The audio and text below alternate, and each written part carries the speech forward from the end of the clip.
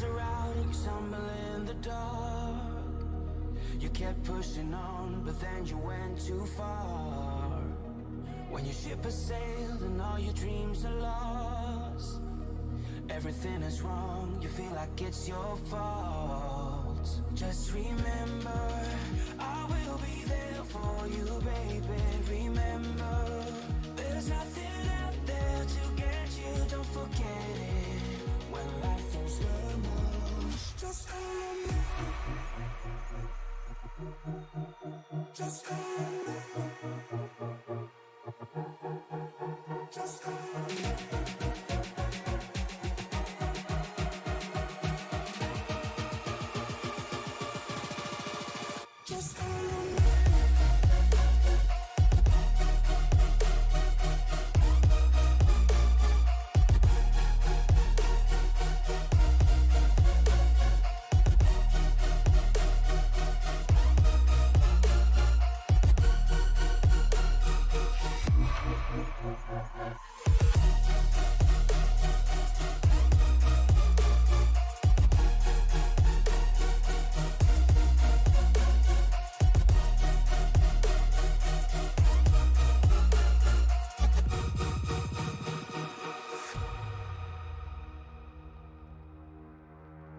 You're stronger now than you ever been.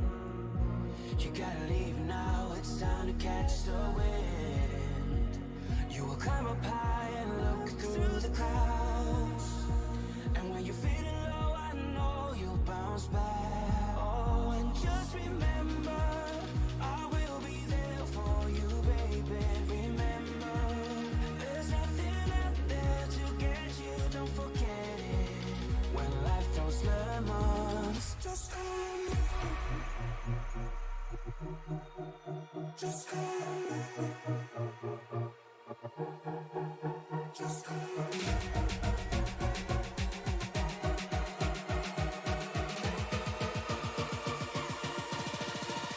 Just remember.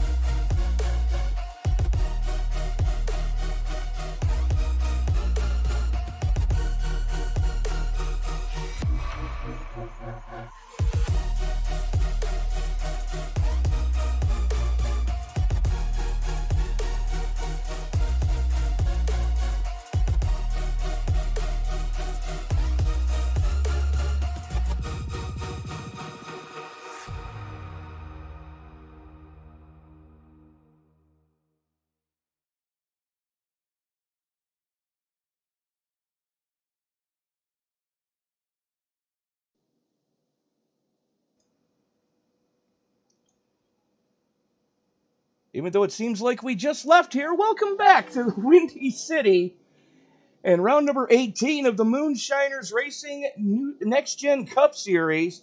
I'm Tony Trapasso. He's Matt Metler. Thank you so much for making us a part of your Wednesday evening. And Matt, I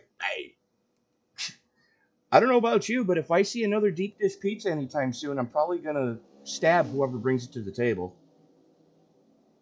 Yeah, you and I are probably pizzaed out. We've had every type of specialty pizza, this meat, that meat, the works, you name it. We've had even some pickles the one night, if I remember correctly. But I'm with you on that, Tony. This is the final segment in our Chicago extravaganza, as it feels like our RVs have been here for months. I will admit that the meat lovers we had Monday night, that kind of reminded me of a 3-course meal. But regardless, decent sized field here tonight, Matt. I'm counting 20 haulers locked, cocked, and ready to rock here tonight for the Moonshiners Racing Cup Series. As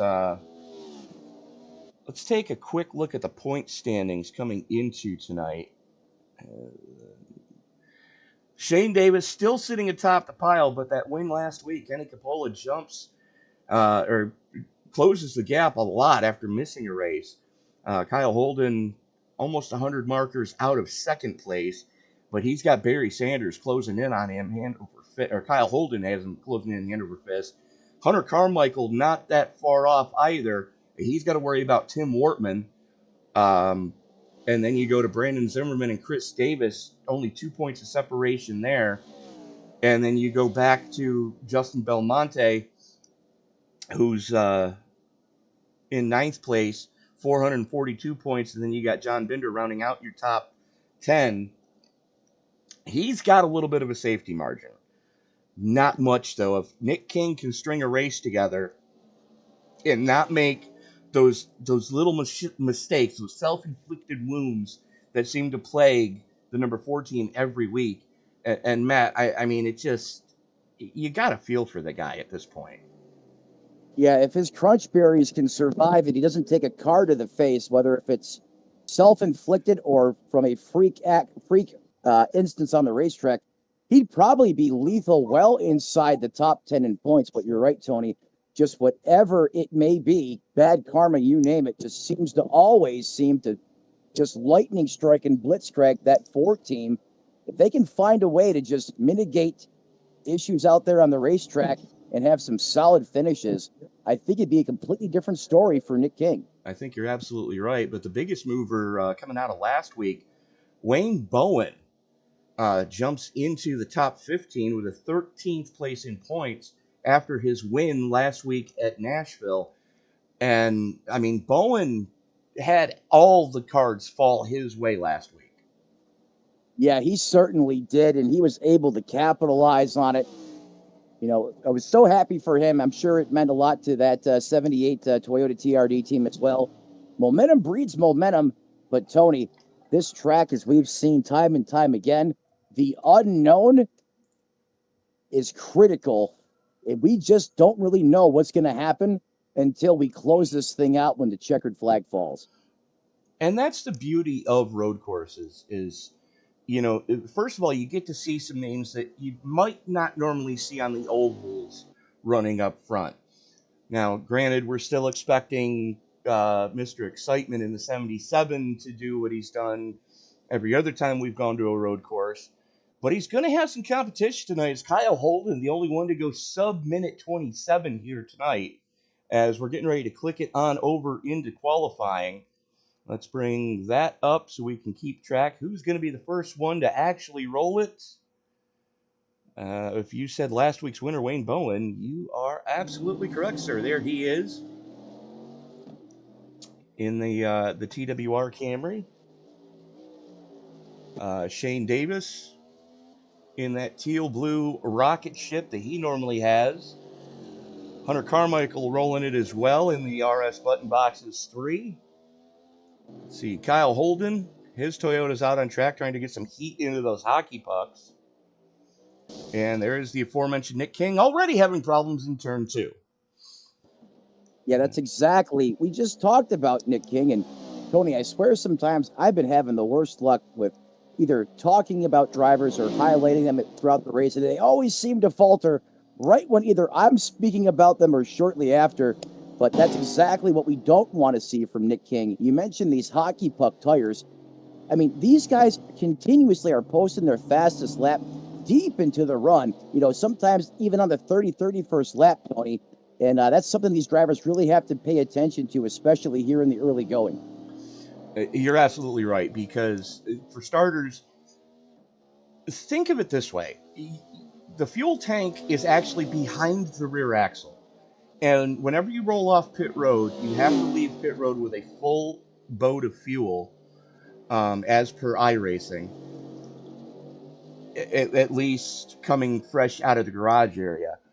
So you figure as you burn the fuel off, you know, you're going to run into a situation where the back end's going to get lighter and lighter and lighter and lighter. You have to keep constantly adjusting your brake bias.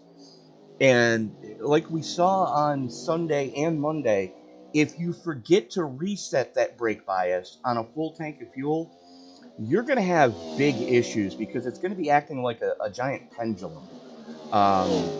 You know, think about a grandfather clock and how you've got those counterweights trying to swing you back and forth. You know, that's the situation that you're going to run into with, you know, you put a heavier counterweight back at the tail end of this car. And if you don't have your brake bias set to where, you know, you're used to the way the car is going to handle, and if you really try to get on it right off the rip, you're in deep trouble, like Yeah, neck deep. especially if you decide to let the pendulum swing in Big Mac Alley, because it's going to mac you. And the other part of that, Tony, this is not like your typical road course. I mean, you really have to keep this car in between the lines and get skinny all the way around this racetrack. There's zero margin for error. The only place that I've seen where there's actually runoff, but you've got to commit to the runoff early enough, is coming down that chute leading into turn through, where we've seen it be calamity corner for everybody, because you're coming off what is arguably the fastest section of the track. It's Hunter Carmichael coming up to turn 2, and it's the next big right-hander, not this little kink in the middle of this, because you're still full tilt boogie coming all the way through this section. But at the end of this, now is where that's the only section where there's room for runoff, but you gotta miss the tire barrier. Yeah, it's almost critical that you miss that tire barrier. And the other side of that coin is, Tony, you can't just be on your game for one lap. You have to respect this race course the entire length of the way, because the minute you decide to sleep on it just a little bit, that's when she comes up and bites you. You just hit the nail on the head there. It's all about respect. You got to think of circuits like Monaco, and for lack of a better analogy, Darlington. The second you don't show the utmost respect to this track, those concrete walls are going to smack you around like you're a ping pong ball. And we've seen a lot of guys catch air and go sailing while spinning through the air, figure skater style in a triple axel. You're absolutely right. And the other side of that is, Tony, on some of these blind corners, if these drivers have no idea that you made a mistake in your figure skating, they're not going to know until they come around that corner at speed. And by then, they're having a full-fledged sheet metal sandwich. So it can ruin a lot of others people's days in the process, directly related to your misfortune if you're not careful. And big news right now out of qualifying. Kyle Holden just negated both his laps, and it was good enough for pole on lap 2. As we're going to check in with Shane Davis right now in the 79. He comes across to put lap 2 in the books. Only 4th quick for the Teal Rider tonight. As Mr. Excitement just finishing his first lap, negating it. So this is going to get interesting for the 77. And I can promise you, Kenny Capola is not using a gamepad tonight. No, I don't think he is. And I'm pretty sure, as good as Mr. Excitement Sasquatch is, he's probably already thinking and has been through this mentally several times upcoming to this race. He's going to be out there. He's going to be studying this racetrack and learning how to get around here. But ultimately, he's going to respect it and do whatever he can to make sure that he survives at the end, because the attrition here has been also just catastrophic at times, Tony. Sunday, we had, 4 or 5 cars finish the race, if I remember correctly. 5 of 16. 5 of 16 finished. Then we follow that up with Monday's race. We only had, I think, 8 or 9 cars finish that race as well. 6. 6, thank you. I was being nice. 6 of 14. So if you take those numbers, look at those averages. Oh, yeah. That's exactly what I'm saying. And the thing is, you take a look at the guys that did finish both those races, they were guys that didn't try to set the world on fire. They weren't out there, just hucking the car around willy-nilly. Wow, Kenny Capola, first one to go sub 128 here in qualifying. Puts off a ripper. It's a very solid lap, and it didn't look anything dramatic.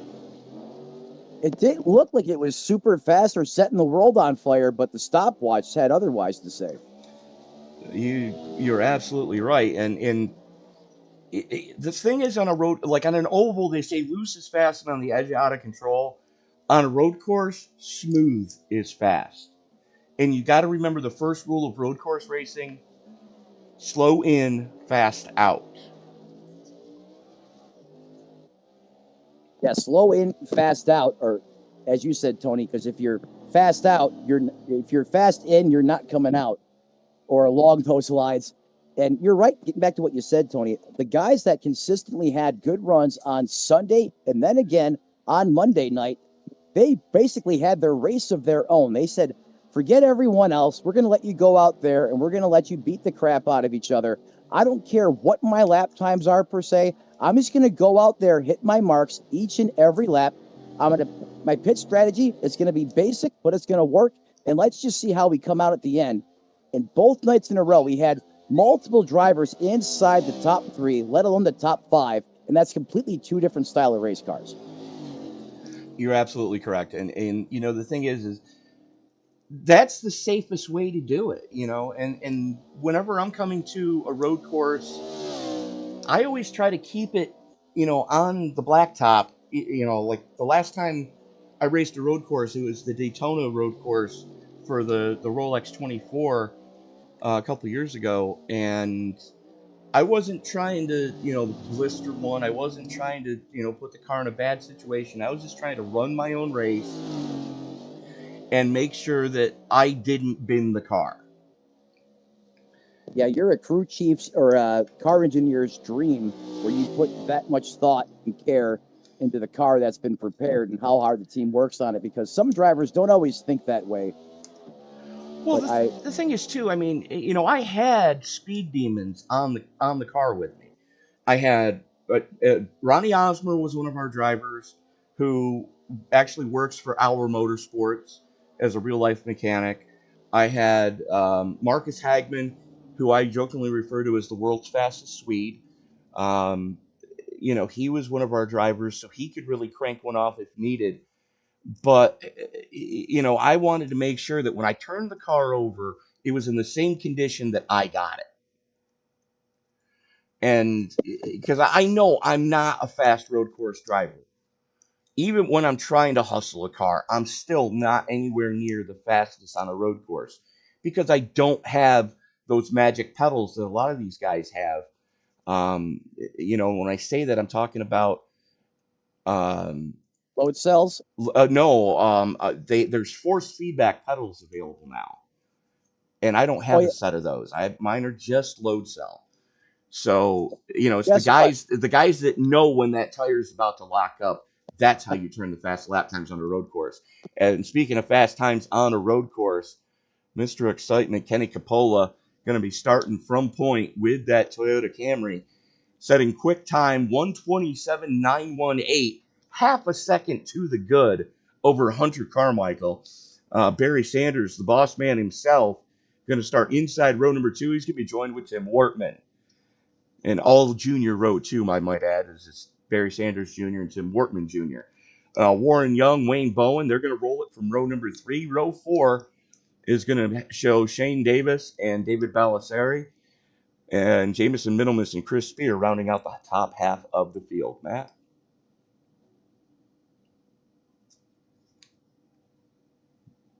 Did we lose Matt?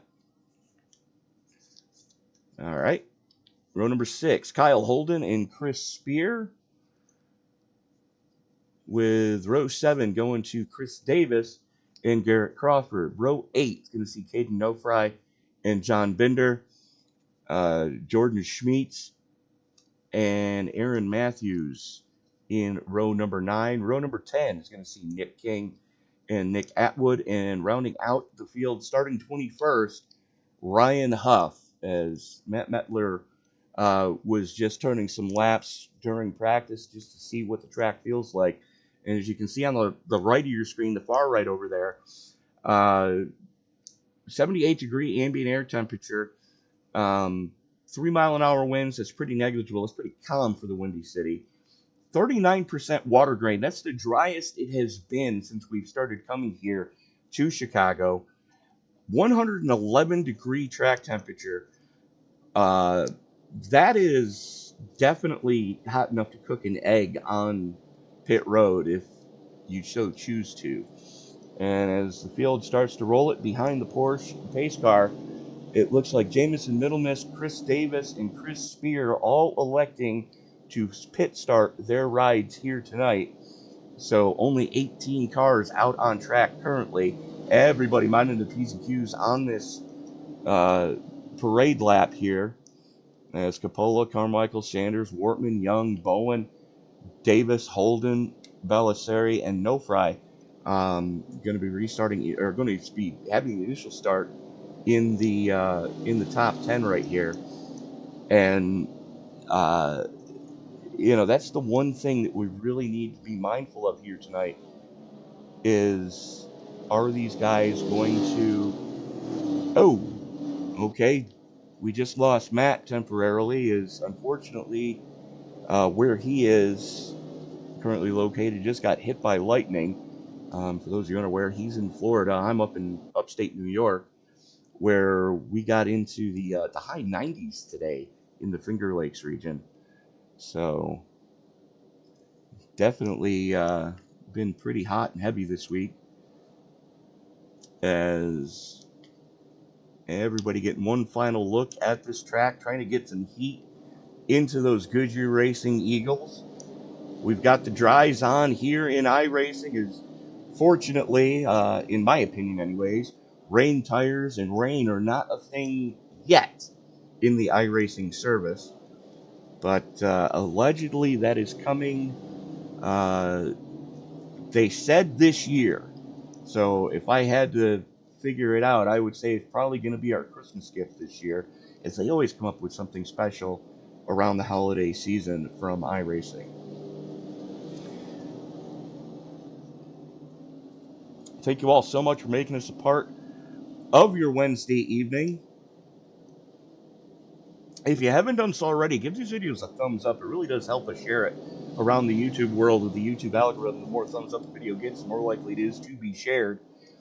As they're coming up over the bridge for the last time, coming into the final corner, the only thing that's left for me to say is, it's time to wipe the visor and adjust the 5-point harness. Grandma, grab the brats off the grill, because it's time to get it on Chicago style. Race fans, it's show time! Single file restart. Everybody doing the smart thing here tonight on lap 1. Everybody minding their P's and Q's so far. A little bit of excitement going on just inside the top 10, as that's Wayne Bowen, David Belisari, Shane Davis, and Kyle Holden all going after each other. As Holden and Belisari door to door, coming through the kink on the long chute, leading into that what's been Calamity Corner. Everybody climbing on the binders early, keeping the cars out of trouble, doing the right thing. But we do have problems towards the tail end here. It's like Chris Davis had some problems. Oh yeah, he has had big issues. It looks like Jamison Middlemiss in the same boat. Let's go back and see what happened with Chris here, as they both pit started. I was about to say, how do you F up a pit start? But we're about to find out, as it looks like they had big trouble coming into turn number 2. It looks like that's where the trouble happened. Oh yeah, just overcooked it. Middlemiss jumps on the binders to stay off of Davis. And just like that, Davis is already having problems, and problems for Barry Sanders Jr. What happened to the boss man, as the 88 now drops a couple of spots. There you see him in the RS button boxes, black number 88 tonight. Coming up over the bridge for the first time. Locks him up, and oh baby, misses the tire wall and eats concrete.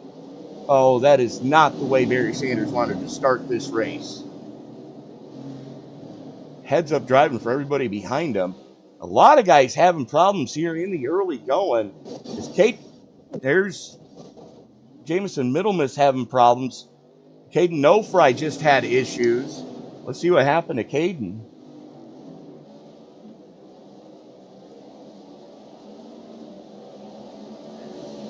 There is the 44 coming into the final corner. Just sends it in there. And I believe it was turn 1 or turn 2 that he had issues. See him running with John Binder there. Oh! Comes up and stuffs the 69. Caden Ofrey into the back end of Garrett Crawford. A little bit of a braking zone miscue there. And then he combos that with a little too much loud pedal. And spins it coming out of 2. Oh, wow. Just a horrible sequence of events there. And Nick Atwood just had to tow it. What happened to Nick? Oh, goodness. He was solid through there.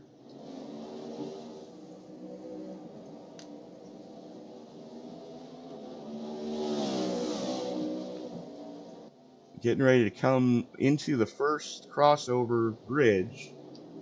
And the car just didn't turn. It didn't do anything. It barely slowed down. Holy crap. And now Wayne Bowen having issues. There's last week's winner in the 78. Right in the middle there.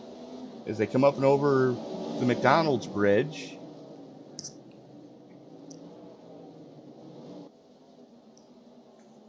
What is going to be a similar instance here, Tony? Let's see. And Kenny Capola just crashed. And had to tow it. Oh, no. Are you kidding me? We're going to watch Bowen, see what happened with him, because he had to do something. And, yep, same thing that happened earlier. That Unbelievable. Spun it. Now let's take a look at what happened to Mr. Excitement. As here he is coming into that same section that caught Nick Atwood. And the car did not want to turn. He just blistered the wall. Yeah, he caught that a ton, Tony. Then he comes over the bridge, coming right through the Xfinity hotspot. And the car didn't turn again and just completely... That is Bluetooth suspension on both front A-arms. The back of that car came up in the air. He hit so hard. This is like something out of Deliverance at the start of this race. So many big names. Here's the first part of it. Comes in, hits the concrete, just misses that tire wall. Up and over the bridge, and the right front's not attached. And now the left front is not attached. That's a horrible way to balance out the race car. Man. Matt, that's definitely not what we wanted to see. Tony, I'm speechless. Like I said before, this is like something out of a bad horror movie. It is at that. So many of our top drivers that we expect to perform well, I mean, literally catastrophic just about right off the start here from Chicago. I mean, let's hope the same doesn't happen for Hunter Carmichael and others, because that was just disastrous for multiple competitors. I'm speechless. For those of you keeping score, Nick Atwood, Jordan Schmeets, and Kenny Capola have all put it on the hauler. Jamison Middlemiss just spent 3 minutes on pit road getting that car fixed. Chris Davis has spent the last 2 minutes on pit road getting that car fixed. And with that, we've already got 4 of the 20 cars that started out of competition. Tony, what did we say at the start of the broadcast? You know, we don't just make these things up. We speak from experience. And here we go, right off the bat again. Not working lap 5 in multiple cars out of this event with still 50 laps remaining. These guys really have to settle down and just kind of lock in and save their car for when you can actually win the race. And that's, you know, with 5 laps to go if you're in contention, but you got to be able to make it there before you can even think about getting a podium or even a W. If you just take yourself out now, I mean, what's the point? 1/10 of the way through this race, and we're already down to a quarter of the field that started. Exactly. That's scary. That's. I mean, And we uncalled just for. talked about the drivers that are out of the race, let alone Barry Sanders and others, having miscues and contact with the concrete already. As we're checking in with last week's winner, Wayne Bowen, he's just inside the top 10 right now, as he's got David Balisari in front of him and that beautiful sun drop, number 33 at John Bender. Speaking of which, check the cooler, Matt. Look what I picked up today at Runnings. That's not fair, Tony The Trapazzo. only place in upstate New York where I can find Sundrop. And for that matter, Cheerwine, if you're a fan of that. Where did you find that in upstate New York? Runnings. It's like the redneck version of Kmart. I've never been to a Runnings. I've never seen one in my life, but lucky you, because you're probably one of the only few that far north that has access to some very mystique southern gems there. They have cola-like beverages from all over North America. Are you a fan of ginger ales? I'm really not a big ginger ale person. You're familiar with Verner's, though, aren't you? Oh, of course, but that's totally different. Yeah, it's the only place I can find Verner's. See, Verner's is all over the, the western state of New York region. Buffalo, Eden, Angola, Niagara Falls. Yeah, but we can't get it any this side of Johnstown. But Verner's, now that's one I could definitely sit there and sip on, because I'm sorry, Verner's tastes nothing like your Canadian Mist or any other ginger ales on the market. It has to be ice cold, though. Yes, it does. Oh, it's made with natural ginger. That's why it doesn't taste the same. Instead of highly processed, fructose corn syrup packed, it's natural ginger. Old school ginger ale, back when they used to actually have to, make the tea and then carbonate it after.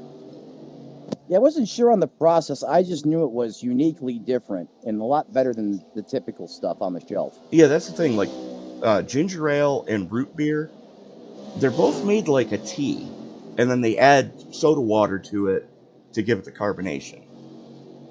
Yeah, I believe birch beer is done the same way. Now, the root beer I was familiar with, or I knew about that. I did not know that on the ginger ale side of the house, so thank you. Sarsaparilla done very, very similarly, too. That just uses sarsaparilla root. I can't say I've had that. I'm not a fan. Oh, no. Oh, my. Jameson Middle Miss, what did you do? Here he is, coming by the fountain. Well, I know one thing. He wasn't trying to park there, that's for sure. No, and that looked like the final corner, too. As here he is, coming up over the McDonald's bridge. Big Mac Alley. Smokes it, just can't get the car to turn. He just comes in there and... Coming down that hill, all you do is just miss your braking zone by about 3 feet, and you're screwed. You know what I'm noticing, Tony, perhaps? And again, it's early. I'm not seeing the crazy amounts of rear brake bias dialed in these next-gen cars like we did on Sunday. Now, again, this is a simulator, and I'm just looking at the characteristics of the race car. I'm looking at the brake rotors. You remember Sunday, they were glowing like comets coming into orbit. Well, take a look at what I just saw in Kyle Holden's car. There's the front. I was just going to say, yep, Kyle Holden's car probably has the most that I've seen out here on the race course so far. And those things are still hot, even if he's on the power. Yeah, for sure. Watch this. Great camera work. Jeepers. Yeah, that's only 8 laps in, too. That's scary. And that's right on track with what we've seen on Sunday night. But a lot of the other drivers, I'm not seeing that type of glow out of their race cars yet. And lo and behold, Kyle Holden, he's running in second spot right now. And he just set fast lap of the race with a 1:27.72, as we're on board with Barry Sanders taking a similar camera view. And Sanders has them heated up back there as well. Let's take a look at the fronts. As he is working on Tim Wortman Jr. Those two guys have not gotten far away from each other since the drop of the green, starting right next to each other. They've only flopped spots as Sanders started in front of Wortman. Now Wortman runs in front of Sanders after Sanders had a little bit of problems early going. And you can see it on Wortman's car. Those rear brake rotors are hot. And more troubles for Middle Miss. Yeah, Middle Miss just having a difficult time here, Tony. And, and that's certainly, nothing against him. I mean, this track is just so different. It's like being on a different planet, when you strap into this race car and you try to navigate and pilot this Chicago road course. The first thing, the vision, your line of sight is, highly impaired. You're not used to that in the Cup Series. Even on road courses, you have these big open areas where you have great vision. As you go on board now, this is exactly what I'm talking about. Look, coming here through Big Mac Alley. Finally, after he apexes the corner, now you can see where he's going. He comes up over the hill here. Another hard, very hard here, right-hander. Now he can finally have a little bit of vision. You've basically taken that corner, and there's so many unknowns on the other side. And watch this. Then you can't even see Holden and Carmichael. Gone. Now you can. And it's after the apex. So if they had gotten it wrong on corner entry, forget it. Right. And this goes back to, what we've talked about a couple times now in the previous broadcast here. There's just so many different elements that are in play here that these Cup drivers, in the past really haven't had to deal with. And it's a lot to take in. And it's, you really have to, be able to learn and figure things out dynamically, over the course of the race here, to survive and be alive. I'll tell you what, Barry Sanders and Wortman Jr. really putting on a nice little show here as Barry Sanders wants third place back. Aaron Matthews, Shane Davis, and Chris Davis all just had issues. Let's go back and take a look at what happened here. That's Matthews on pit road. Pit road.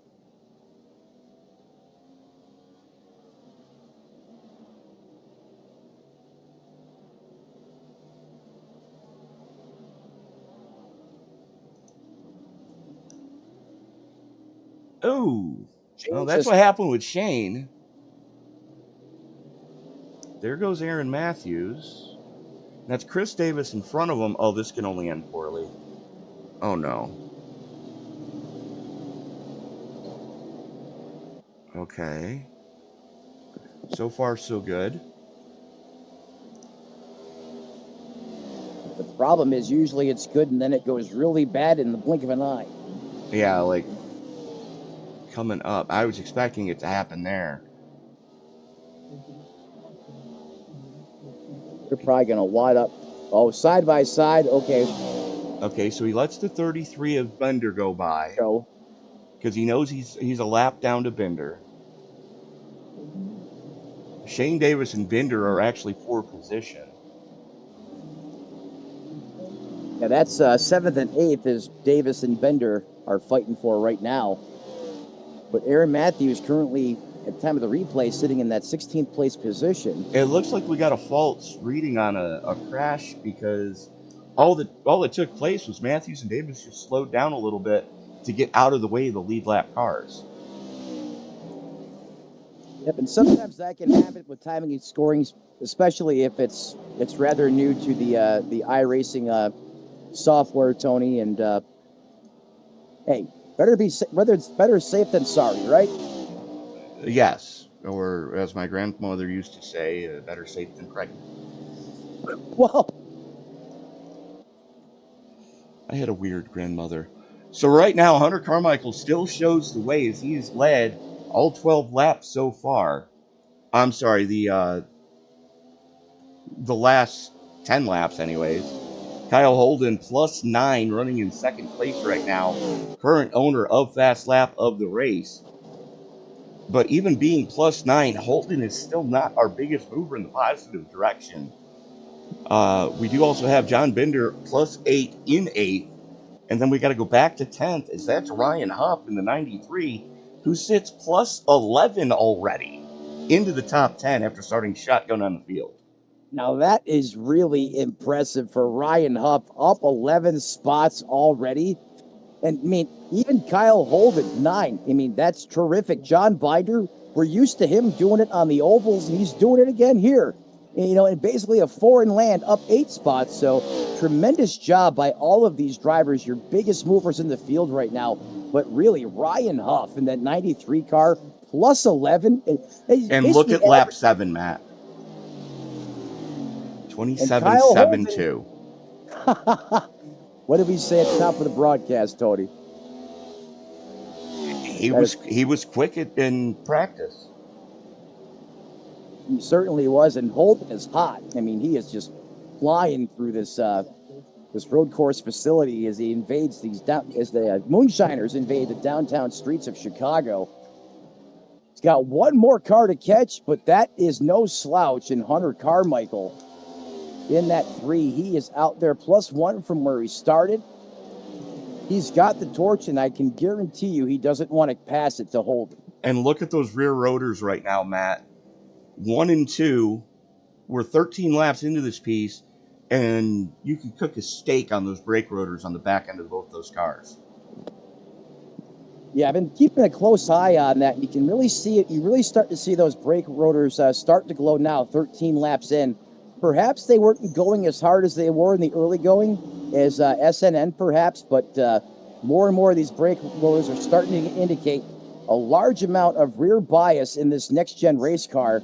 And as we talked about on Sunday, Tony, that's really trying to help these cars to initiate rotation, as I thought was a little alarming, compared to the old car, that this car is really struggling to turn here.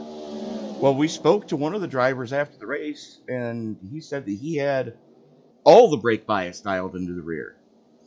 That's right. Go ahead. That's right. He said he couldn't give it any more. He had everything cranked back there he could, and he was still looking for more. Had the biggest master cylinder. He had all the bias dialed back there, and I mean he was skating the car around. Talking about RJ Root. Yes, we are. He was kind of borderline drifting that car around here, but he was making it work, and it was certainly exciting to watch. Oh, I dare say if they ever do a Fast and Furious Tokyo Drift Part 2, he would be one of the guys to call up for that. Yeah, I'll say. A lot of that was all... Oh, crap. Trouble on the racetrack.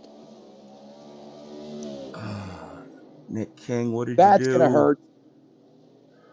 Man, he had a good solid run going. Let's give him the benefit of the doubt here. Let's see exactly how bad this is. Bangs the wall there. Just a little bit. And that car just didn't turn. Okay, he smoked the tires. The good news is there's some give in those tires. I mean, that front end that was a square impact, but... Yeah, but he's already on pit road. Shane Davis is bringing it to pit road as well, as he had more problems. Uh-oh. He's got the Mustang makeover going on with the front at minimum. And Nick King is the final Ford that's still running. Kyle Holden has gotten by Hunter Carmichael.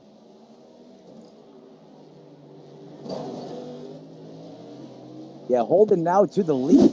There's a pretty sizable gap now on Carmichael. Let's see how he was able to get the spot for P1 here. Lead change in Chicago. Oh. Okay. That could have ended poorly, but it didn't. Good spotting on that one. Carmichael just lets him go. Very smart by Carmichael. And let's take a look at what happened to Caden Nofry just a couple seconds ago. That'd be that 44 TRD Toyota Camry. And Jamison Middlemas has come back out on track and immediately hit something again. But keep your eye on the 44 Nofry. Goes around the golden arches, comes up. Now, that spot of that racetrack right there, Tony, that's given a lot of these guys trouble coming off the corner and getting back on the loud pedal. There's a transition just after the intersection that they've got blocked off. And it caught no free out. Let's go ahead and take a look at what happened with Middle Miss now. There he is, just coming out of pit road, going through turn 2 after just exiting the pits, and gets out of the way, and then that's it. It looks like, unless something. Oh yeah, he's just tiptoeing it around, trying to bring that car home in one piece now. As we said before, there's nothing wrong with that, and it's worked out good. And speaking about working out good, Kyle Holden just ripped off the fastest lap of the race, a 1:27.71.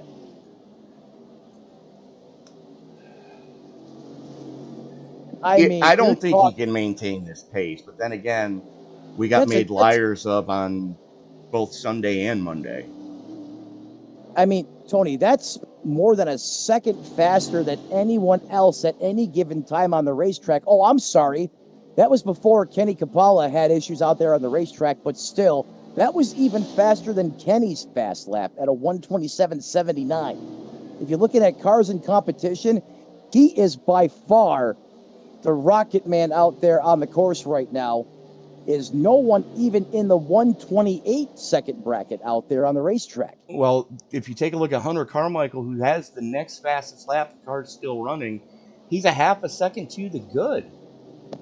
And that time by, it was even more. It was 2 seconds to the good. Yeah, and that being 2 seconds to the good, the gap now approaching 6 seconds between first and second from Holden back to Carmichael.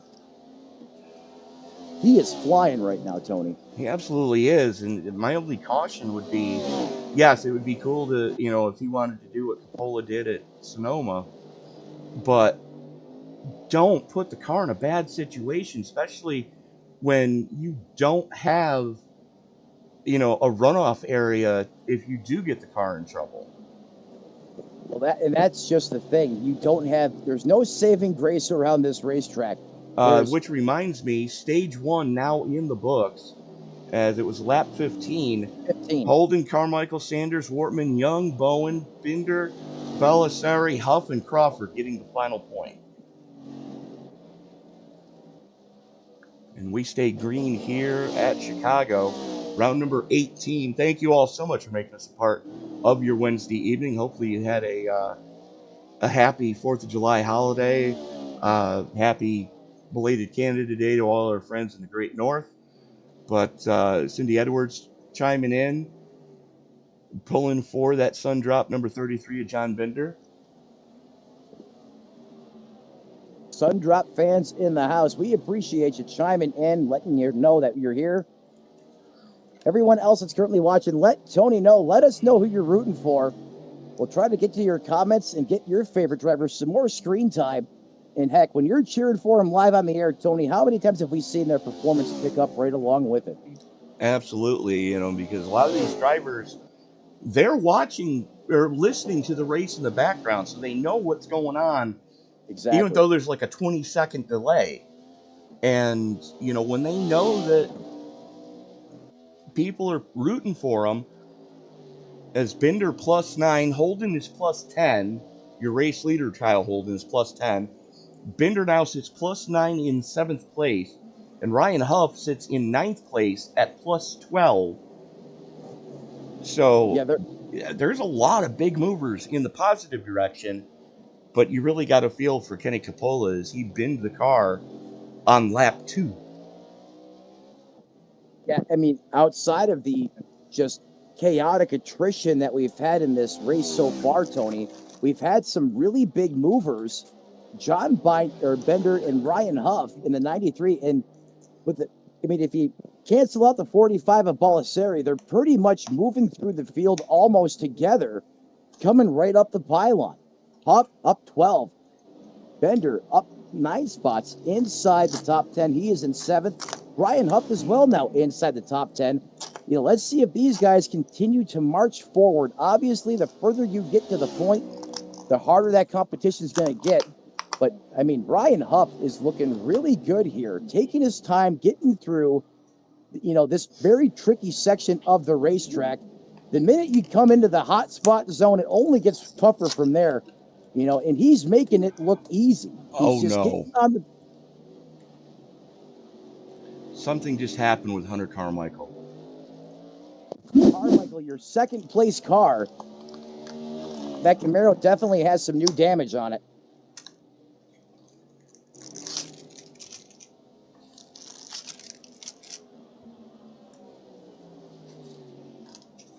I'm not quite sure what happened yet, Tony.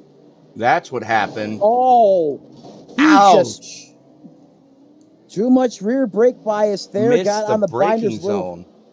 Yeah, and the problem with that, when you put in too much rear brake bias, Tony, that's the one of the areas that can really jump up and bite you. That back end of the car is going to wash out, and once it does, you're slideways holding on for dear life, and he couldn't do anything as he just plowed that tire barrier. And something just happened with Chris Davis as well. As we're watching the 29 coming into the fastest section of the track. Oh no! Oh my goodness!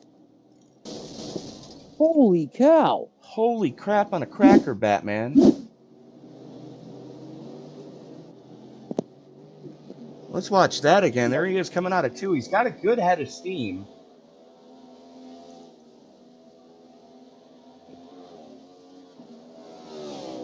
And he just missed the braking zone. You got to be on the binders at 4 coming into this corner. And he just annihilates the front end of that car, and there goes the engine. Something tells me something happened there, Tony. He got distracted something. I mean, you didn't even see the tires lock up anything.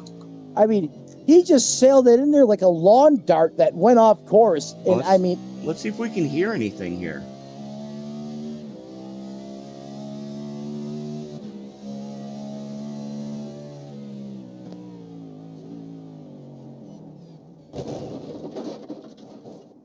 Oh my goodness. He was definitely feet the wheel. And I can't. That puts another one on the hauler. I mean, he absolutely blistered. Good Lord. Shane Davis, done and dusted. Because he's busted. Busted race car, that is, for Shane Davis. Another unfortunate drop here as he's going to have to put it on the hauler as well. And Tony, the troops keep falling here in Chicago.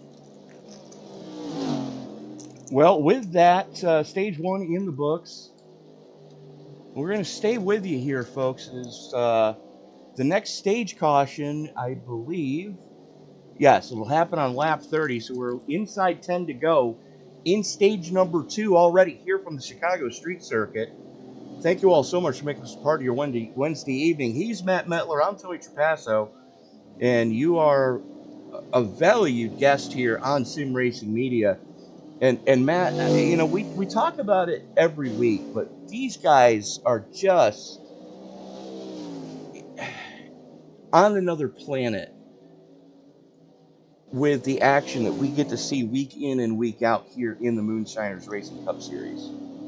Yeah, we are spoiled, Tony. I mean, if you think about, the shows that we broadcast together, we have SNN Sunday night in prime time, and then we have Wednesday night. Wednesday night, I mean, these guys should be on everything plus cable, satellite streaming.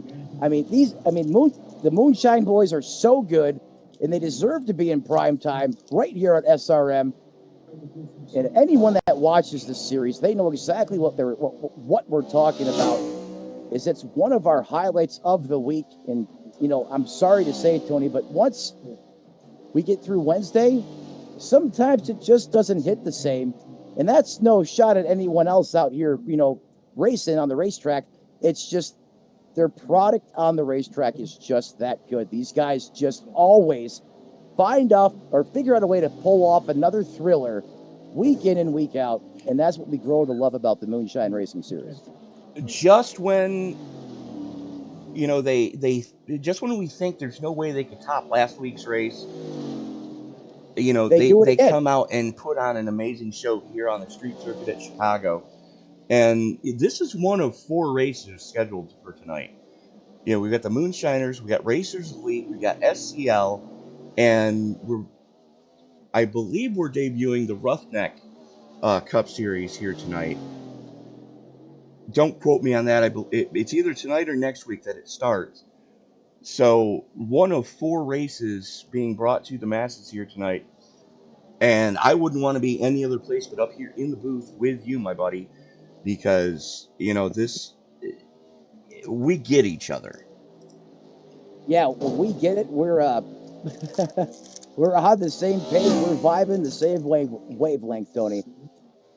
But like you said, 4 broadcasts tonight alone. I mean, we have literally high flying, high octane racing action 7 days a week right here on SRM. So if you haven't become the part of the family, stop playing. You know you want to. Smash the like button, ring the bell, because if you forget, I promise you, you're going to be a little bit upset because there's nothing like watching these races live as it's happening on the racetrack.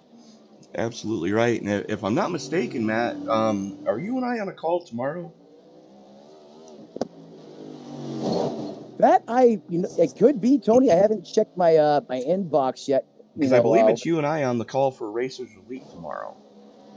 Well, hey, even better. Let's just keep the hot streak on rolling.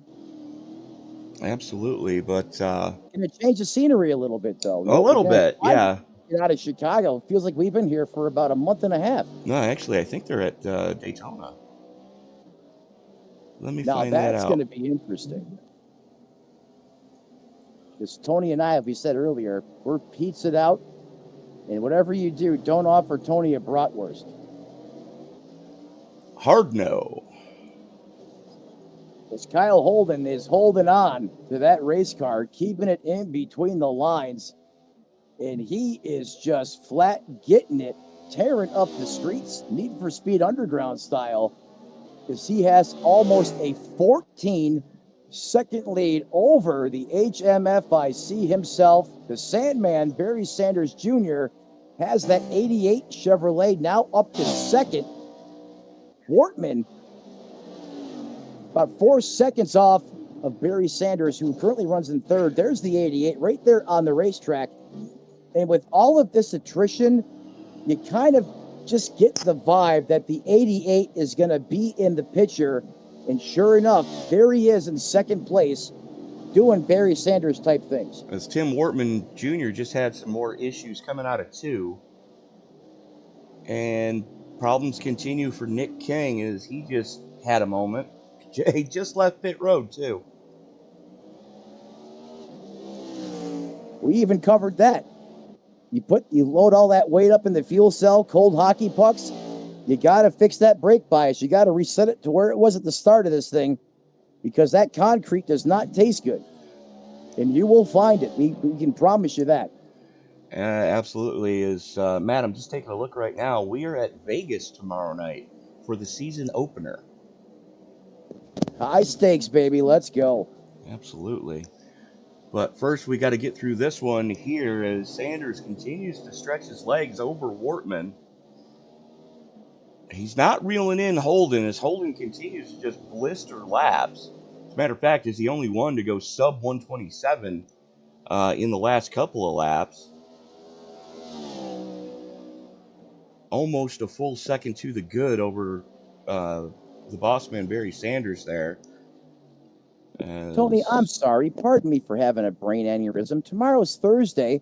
I actually kick off my my chase in the Ghost Cup Series tomorrow. Right. Unfortunately, as much as I want to be here with you, I'll be trying to stay alive. And the chase, that is. Well, best of luck to you, my friend. Where are you guys tomorrow? Chicagoland. Chicagoland. I'm just taking a short hop right down the road here, about 25 miles outside the city in Joliet. Yep. As the home of the Blues Brothers, Joliet Jake and Elwood Blues. In fact, you can see the Chicago skyline from the grandstands at the racetrack. Yes, you can. So I'll be at Vegas tomorrow. You will be in Sin City, hopefully not Spin City, and I'll be literally right down the road here, but I'll be back in the saddle. As Kyle Holden clicks off another barn burner, 127.68, and these cars continue to get faster on these hockey pucks as that fuel load continues to burn off, Tony. We've seen it time and time again with this new model, this update. Lap 26, we're still putting up fasties. The old model, forget about it. Not even close. You're holding on for dear life at this point. Exactly. And from the looks of it, Holden's going to stick it out there until the stage 2 is over and then bring it down pit side. No stage caution here tonight. We're just going to run this straight through with no stage break.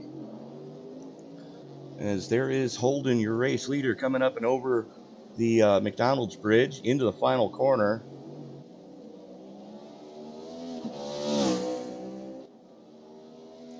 To put 26 now in the books. At 26 in the books, right in 27, lap 27 in the books. And Tony, Kyle Holden just has to make sure he doesn't kamikaze himself when he comes off a pit road. He's got to remember to readjust that brake bias and inside the noggin that he has fresh tires on this race car.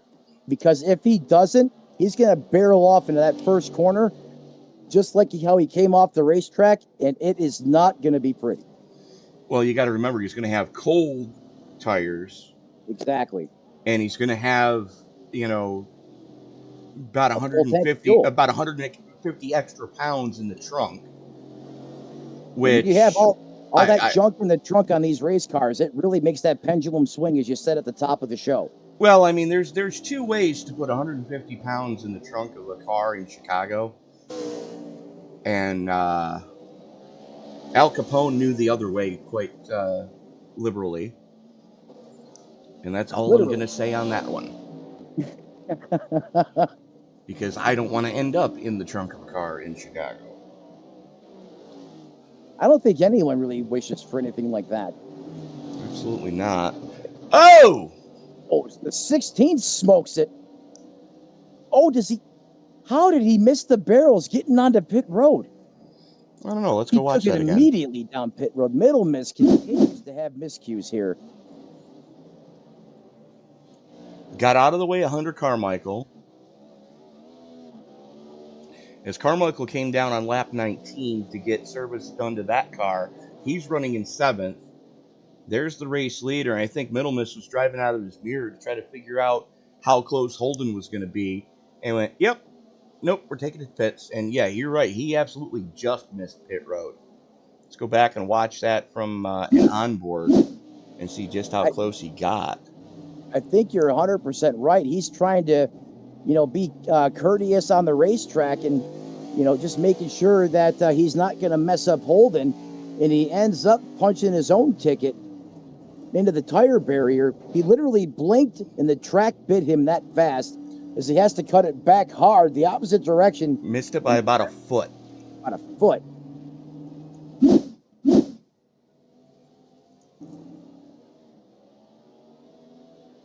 As there we see the boss man, Barry Sanders, your current second place runner.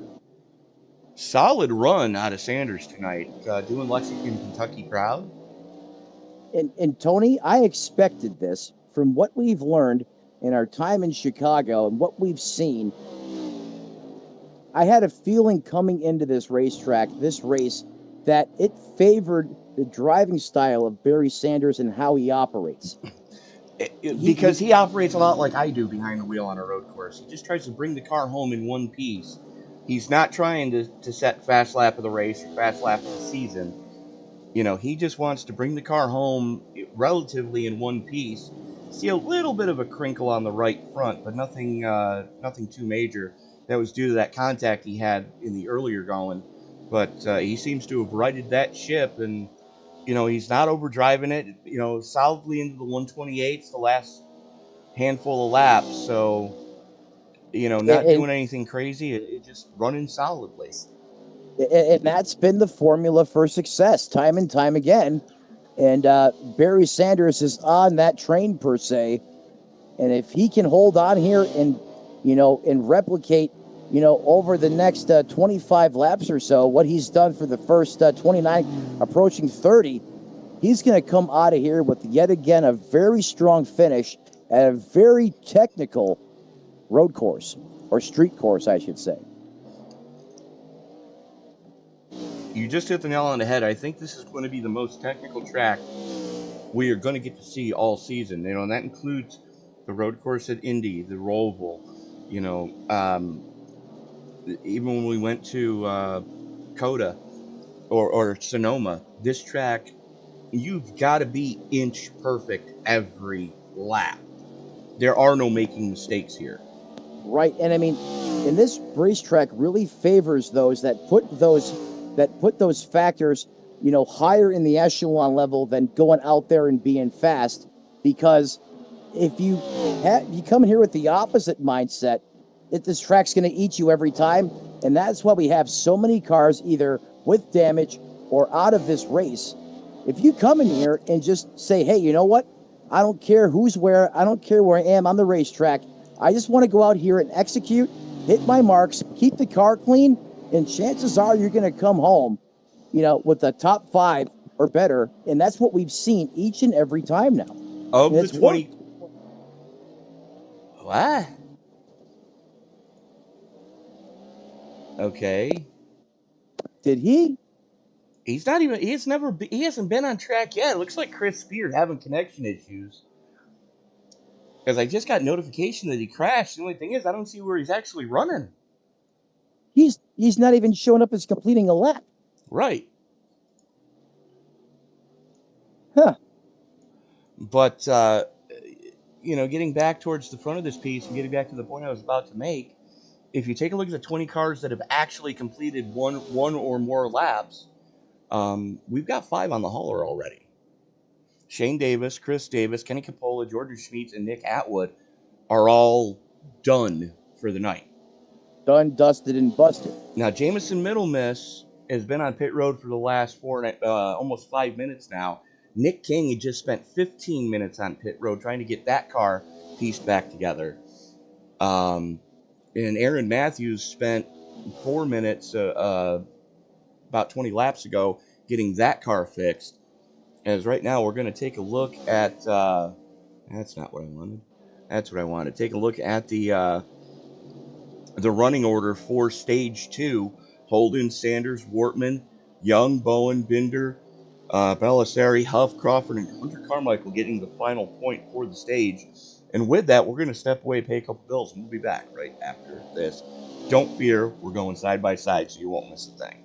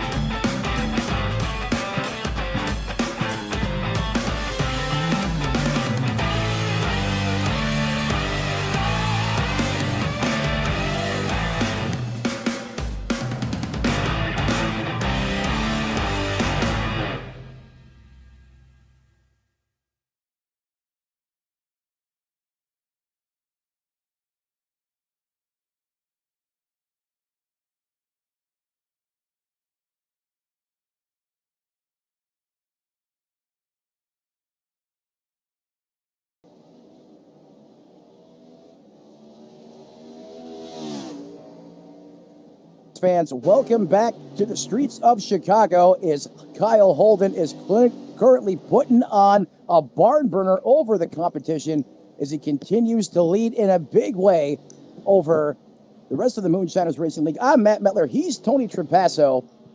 And Tony, 35 laps in.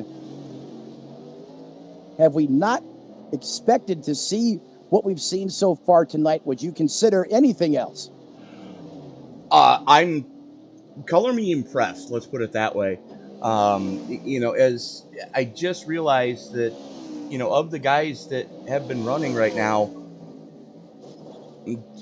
apparently you can get about 32 to 33 laps, and that's about it for a tank of Go Fast tonight. So this thing is going to be a one-stop race for most of these guys. And right now, Kyle Holden showing the way as John Binder in the 33 was one of the last cars to bring it down pit road. And guess what? I'm sorry, he was one of the first cars to bring it down pit road, as Binder is the last car on the lead lap. And there he is. And look who's behind him. That's Kyle Holden. Yeah, John Bender doing another phenomenal job mowing his way through the field, and that's pretty much, textbook for John Binder. I'm sorry. The 33 Sundrop Chevrolet always was going to start in the back and carve his way up to the front, just like he's doing here from the streets of Chicago in fifth, having a great run. But Tony, as you mentioned, another road course here in the Moonshines, and another potential oopsie on the racetrack. Did Caden Norfry have an issue? Let's go back and take a look. He was just coming off pit road, too.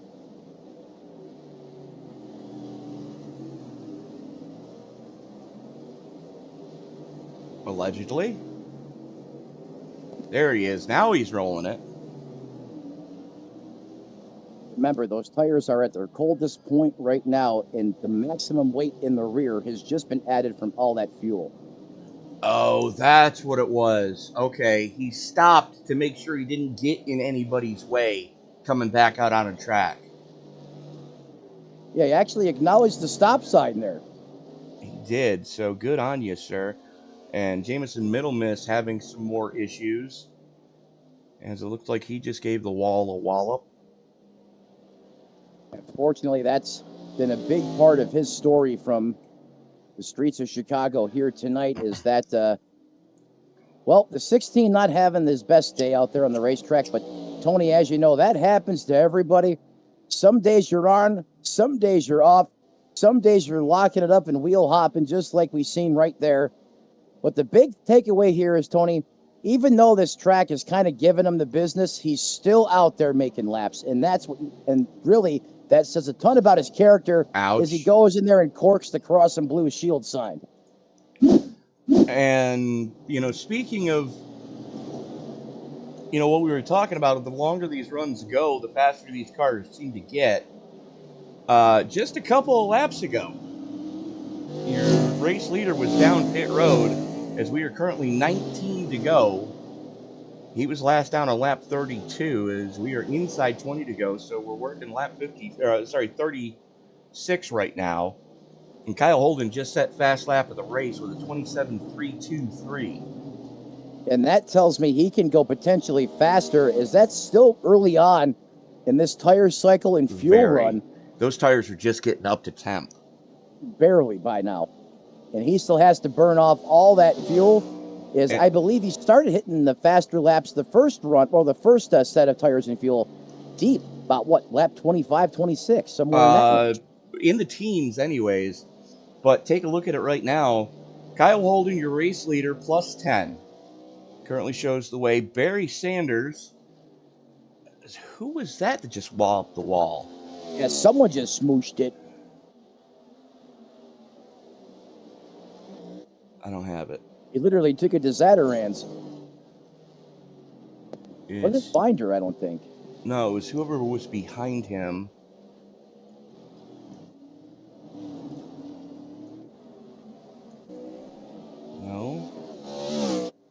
No. It was a green car, I know that. Oh, it was the 7. From? That's who it was. And Chris Spears suddenly on the racetrack as he snuck into competition and he is having connection issues continuously. His laps are not counting. Yeah, timing and scoring is oblivious to the 7 being out there. But getting back to Barry Sanders, he is currently half a second off of what Kyle Holden is running. And take a look at the lap times. The last time by for Sanders, he's been consistently in the 129, so he's not overdriving the car. And he has about 5 seconds of breathing room over Tim Wortman, but Wortman's got damage. Barry Sanders is right where he needs to be. He's right In where fact, he wants to be. He's right where exactly. He's right where he wants to be. He probably, I mean, he's a race car driver. He probably wants to be in first right now, but for all intents and purposes, Tony, he is having a masterful run yet again at another technical, very troubling racing surface, and he is out there proving again why he competes here in this series. As the 88 continues to hold it down in second place. Caden took it. Things went ugly in the Toyota zone. That's coming through. That's coming through that kink by the park. Let's go back and take a look at what happened to the 44. Here he is coming up and over the bridge for the first time. So far, so good. You can see a little bit of a crinkle in the left front fender already, and a little bit of rear bumper damage. And just overcooked it. Ouch. Oh. That back end just bit. Oh, no. Yeah, that was probably one of the more violent crashes we've seen. Oh, that's who it was. It was Chris Spear. That's who I was seeing. Who's driving the right 7 there, being scored as the 19. And you can see that left front fender is not attached. Oh! Bluetooth, and he goes no tooth. Oh, my goodness. Oh. Well, at least we've solved the smoking gun of Chris Spear in the race. You're right. Yeah, it was the 7 or the 19. He's in here twice. Twice. How? Heavens to Betsy. How? How did he do that? I have no idea. I can't explain that. I've never seen that. In 12th and 22nd. Okay. I don't know. Well, hey, I guess if you have 2 entries in the race, if one of your entries goes bad, at least you have 1 remaining, right? I don't think it works that way in iRacing. It doesn't work that way, but I mean, I can't figure out how he did that. I have no idea myself. Unless we have a situation like we ran into on Sunday. And that's all I'm going to say on that situation. But right now, Kyle Holden, now over 30 seconds to the good. Yeah. Barry Sanders in second place, Tim Wortman in third, and that's it for lead lap cars. And there were 3. However, we still have quite a few cars still running.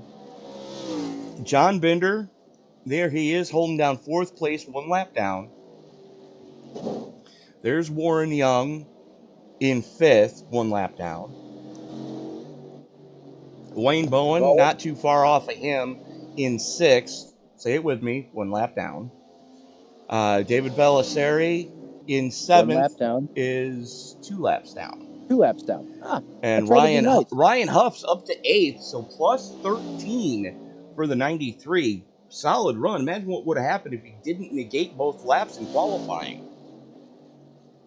Woulda, coulda, shoulda, perhaps. But even though with the miscues in qualifying, still, I mean, great run for Ryan Huff. I mean, you don't pick up 13 spots by picking daisies out there while turning laps on the racetrack. That's for certain.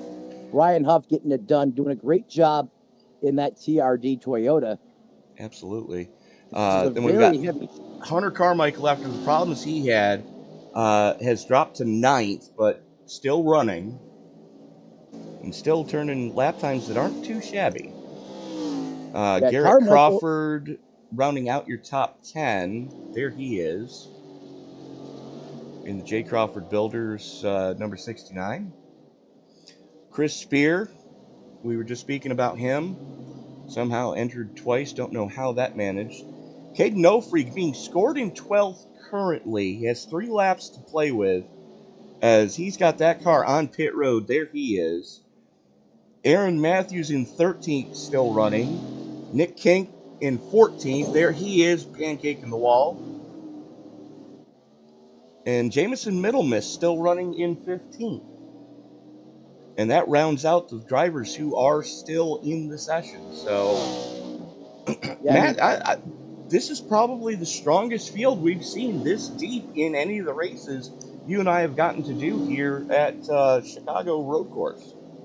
Yeah, they're a little battered up, getting from about 9th place through the rest of the top 15 there. The cars running out there on the racetrack, but they still continue to turn laps out there, Tony. And you're right.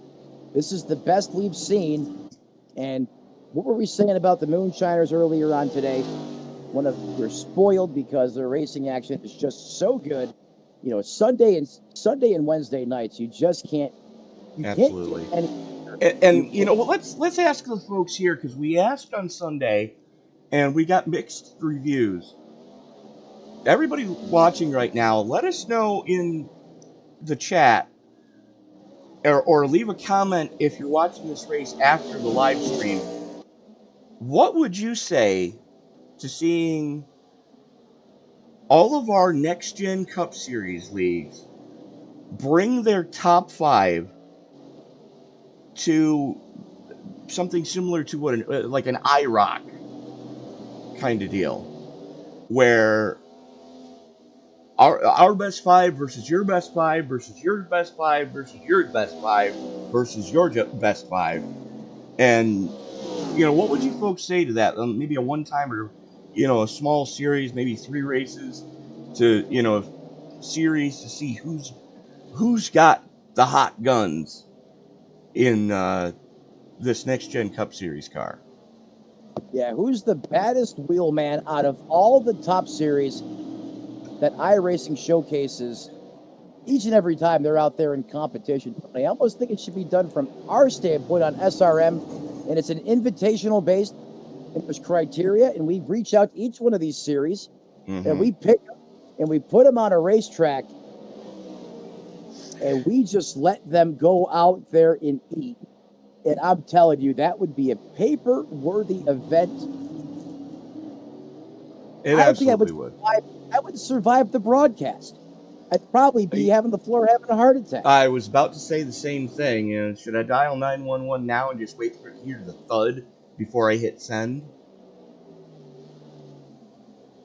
We all remember what happened in Kansas. When you lost your voice? Yeah, I mean, that about killed me right then and there.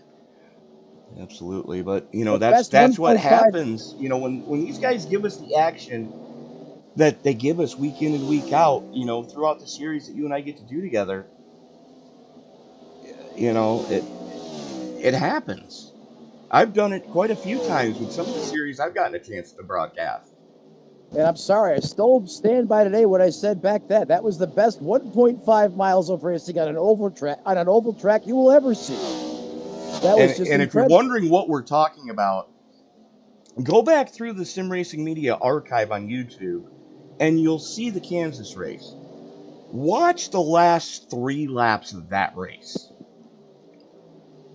and tell us that you're not white-knuckling going, holy crap, this is great. I mean, really, that whole race was electric. Oh, it was. It absolutely was. That was a darn good race from flag to flag, but 32 lead changes in 150 laps. Exactly. That was one for the ages. Oh my goodness. Look at this. 127.27. Kyle Holden keeps unreal. Uncorking fast laps on the racetrack. And he's past qualifying territory. He is out there literally putting the fastest times up the series has put down at the surface, regardless of, what phase of the race we're in.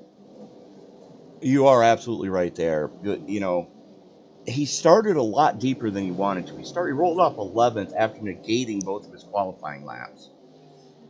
And he's clawed his way to first place. Now, granted, there's been a lot of attrition with some of the heavy hitters. You know, Nick Atwood, Jordan Schmeets, Kenny Capola, Chris Davis, Shane Davis, all out of competition. Hunter Carmichael has put it on the hauler from 10th. Yet I can't. This is what we're talking about, Tony. Hunter Carmichael. That's a name to be reckoned with here in this series. Another one. Let's go back and take a look at what happened with Hunter here. That'll do it. Just pounding the concrete. Let's see what happens when he gets off this fast section, though. I dare say this is where he's going to have the big issue. And uses the runoff. First driver we've seen do it, and immediately puts it on the hauler from there. As we are 10 to go, coming to, or just starting 10 to go. Kyle Holden, Barry Sanders Jr., Tim Wortman Jr., the only 3 cars on the lead lap as we speak. John Binder with a top 5 coming right now. All he's got to do is keep it out of trouble.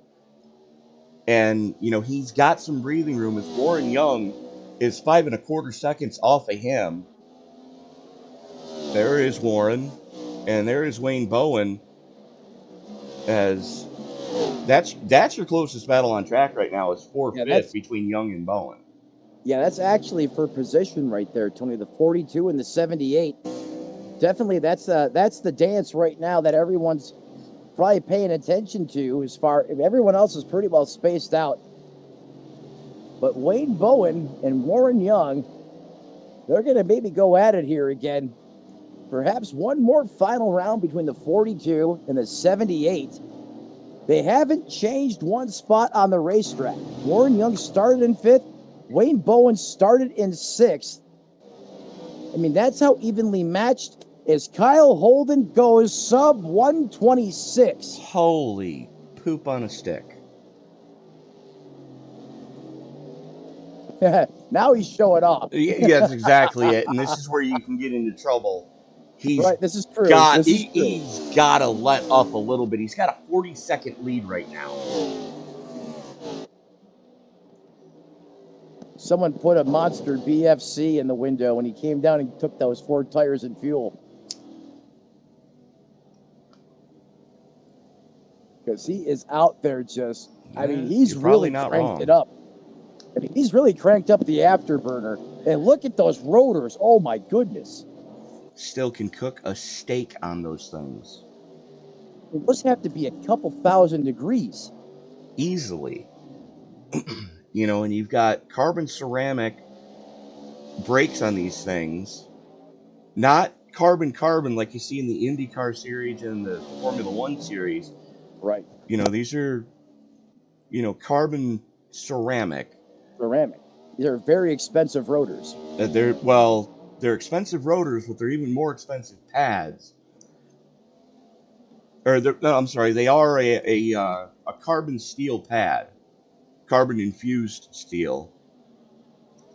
Backs it off there wisely. Wanted to see how low he could get it. Got it that low, and now he's running lap times on par with what the rest of these guys are running. As we're 8 to go right now. We're going to check back in with that battle for 5th and 6th between Warren and Wayne. So they've got Nick King behind him. Nick King, the only blue oval still running here tonight. Yeah, Wayne and Warren are warring against each other here, or they're trying to at least. They're keeping it honest. Warren Young pulling ever so slightly away from that 78, as now he's over, just basically crested the 1 second margin there. The 42 continues to hold down the final spot inside the top 5 in 5th. But if he makes a mistake or slips, Wayne Bowen right there to capitalize as he's continuing to try and just work there, putting that little bit of pressure on Warren to try to keep him honest, or see maybe if we can catch him looking up in that rearview mirror and make a mistake And this is the section of the racetrack, Tony, you don't want to do it. We've already seen that one time this race. Yeah, you're definitely not coming over either one of the bridges. Not the time to be, playing Hollywood Starlet and looking in the mirror. But these guys are running hard, but they're running clean, and They are. this is what we've come to expect out of this series. They're gonna run hard from the time the green flag comes out to the time the final checker flies. You're gonna see everything that these guys have to bring the cars home in one piece, but they're gonna run as hard as they dare, to make sure that nobody's slouching it. Oh, and that's exactly what they do. I mean, And take a look at those last lap times, almost identical. Wow. 129.05, 129.09. I mean, you can't get much more evenly matched than that between the 42 and the 78. That's impressive. It's almost like one clone the other out there on the racetrack. You're absolutely right. And if you're a Nick King fan, here's the good news. There is enough time, just barely, but there is enough time for him to pass Hunter Carmichael to get 13th away from him. Points are points. And every Those two, are ever so it's critical. I believe it's 2 points per spot. And every point counts right now. And hats off to Nick King and the number 4 crew. They've had problems. Nick, he'll be the first one to tell you he is not a road course ringer. But that Ford bunch, they have just been slugging away at it. He's +5 from where he started. Could not get a clean lap in qualifying. But that Warriors Wrap Mustang, it's still chugging away here as we're now 6 to go as Kyle Holden continues to show the way. Now 43 seconds to the good over Barry Sanders Jr., who's got 3 seconds to the good over Tim Wortman. And Wortman is steadily starting to chip in, or was steadily starting to chip into that lead that Sanders had over him. But, yeah, absolutely. Hats off to Nick King and that crew for still chugging away. Yeah, because believe me, King has definitely crunched and munched on that concrete time and time again, but they've had a lot of resilience, and they keep that race car out there on the racetrack, continuing to turn laps. It's all about experience. It's all about repetitions. And you see that from just about every driver in this series on Wednesday nights. And Tony, you see it from just about every driver on Sunday nights in the SNN Cup Series. Coincidence? I think not. I think not. And, I just realized that the 42 of Warren Young, I kept thinking that was a Black Rifle Coffee Company paint scheme on that car. No, that's an RS Button Boxes paint scheme done by Warrior Wraps to emulate a Black Rifle Coffee Company paint scheme on the 42. Hats off to the boys over at Warrior Wraps. They provide over half this field with their paint schemes, and I'll tell you right now, some of the best schemes in the world. I mean, I know how to paint, but I can't hold a candle to anything those guys are doing over at Warrior Wraps. Oh yeah, I mean they can throw up some masterpieces. I mean, you're right, Tony. Everything they put out, I mean, it looks top shelf. I mean, and a lot of the new concept stuff they're coming out with. Oh, I love it. They are electric. I mean, the colors that they're using, the metallic, I'm not a painter, but you know what I'm saying. It's just very bright colors. The color palettes, yes, flow well together, and they're loud. Yes, they're definitely going to grab your attention. Exactly. And so if you're a driver and you want to give your sponsor the best paint scheme that money can buy, you need to check out those folks over at Warrior Wraps. Proud sponsor of the Moonshiners Racing Next Gen Cup Series. They got to show the sponsors some love, especially when they deserve it. Absolutely. Because they certainly do. Man, how about the boys over at Team Watson Racing Setups? I guarantee you, over half this field was running something that Kenny Capola whipped together for this circuit tonight. I mean, you want to talk about dedication from Watson Racing. Mm-hmm. I don't think I've ever talked to that man, and he has not been on that computer working on setups, working with, his team and all of and their and Team Watson partners. I mean, it doesn't matter what time of the day or night it is. He always says, "Hey, Matt, I'm working on this. I'm working on that." He is devoted 24/7 to the cause. I don't think the guy ever sleeps. He's got to be part vampire. Either that or he's got to be part coffee bean. Well, so be it. But right now we're watching Kyle Holden, who just went purple in the first sector. Let's see what second sector looks like. Not as good.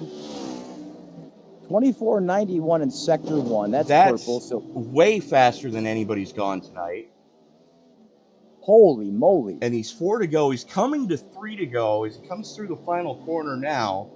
3 to go at the stripe. Let's see what this lap time is going to look like for Holden. Watch this. Another sub 27. Are you kidding me? Did he just do it again? He went, well, no, he didn't set quick time again, but he did go sub 27. Yeah, 120. He gave back a lot in sector 2. That would have been a crazy lap if he was just in the ballpark in the average on sector 2, because sectors 1 and 3, that was next level.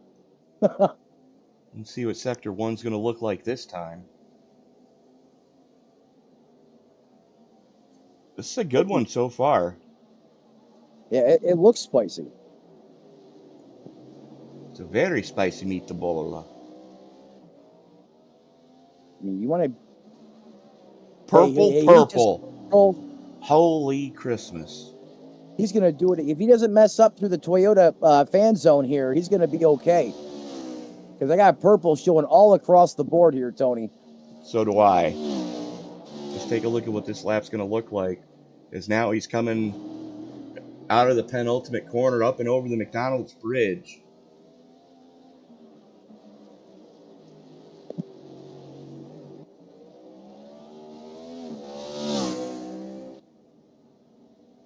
Wait for it. Wow!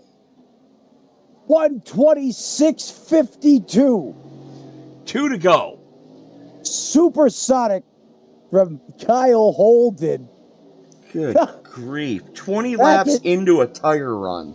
Back it down, buddy. I mean, I don't want to see something crazy happen here and cost you a win, but... Dude, you can coast it from here. You have proven your point. Oh, my. Somebody might want to get in his ear and tell him to... he just doinked it. He just hit the concrete. I think that's the first mistake he's made all night. It is. Good. It is. Great. You don't want to start that. You still got another lap you got to make around here. Oh, my God. Back it down, Kyle. There you go. Back it down. No, he's not. He's purple again. He backed that one down just a tick. But he went even faster than he did the previous lap in Sector 1. Gave some up in Sector 2. Let's see what Sector 3 is going to look like. He's trying to go sub 26. What does this man have left to prove? Nothing. It's one lap to go, so it's kind of all or nothing. And I'd rather have all, and backing on down. There's the white flag. He's waving his ass up there on the flag stand. Okay, he did back it down. Still goes 127. Still the fastest man on track that lap. Still, even backing it off 3/4 of a second. Good grief. And you can see this type of speeds he's hitting into the braking zone.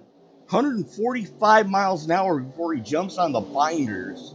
Well, I mean, the binders... whoa, right in front of the leader. Jameson Middlemiss it's Caden Nofree. Yeah, Nofree just probably made Holden unload in his racing suit. That's a Code Brown moment for the race leader who was on a scorcher.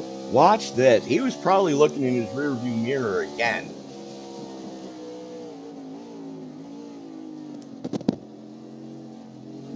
If that was a little closer, that could have been disastrous. Because Holden could have easily set it off in that corner and the other, walked it up and went Good straight, and that could have been very bad. For the Rocket final Man- time, Matt, bring us home. Well, the Rocket Man, Kyle Holden's been out there playing with everybody, showing up to the field, setting fast lap after fast lap, had a little bit of a scare, but he comes across the start-finish line to dominate Chicago and set this place on fire. Kyle Holden, the Rocket Man, gets it done. Big win for the 59 as he wins the inaugural race at the street race from Chicago. Barry Sanders, Tim Wortman Jr. round out your top three. John Binder and Warren Young, the top five. Tony, you think this one, does it mean something to Kyle Holden? That's an excellent question, and while he's on the cool down lap, Matt, I believe you've got our winner with you now. Kyle Holden, Matt, and Tony up in the booth. You got us? Hey, what's going on, guys? What's going on? You, Rocket Man, you. I mean, those laps you were putting up there at the end, was that deliberate? Were you trying to see how fast you could go, or were you just in the zone feeling it in the race car? Because those were some scorchers. Yeah, I was. I knew that with less fuel and worn tires, you could go really quick. So I was trying to go as fast as I could there. I was trying to break into the 125s. Got my quickest lap of 126.2 the other night. So I was trying to go real quick at the end there, but I ended up couldn't get that 125. We were just too slow. Tony hit the nail right on the head. He said that was your target, and that's where you were going. And then at the end there, you had a little bit of a scare. Walk us through that.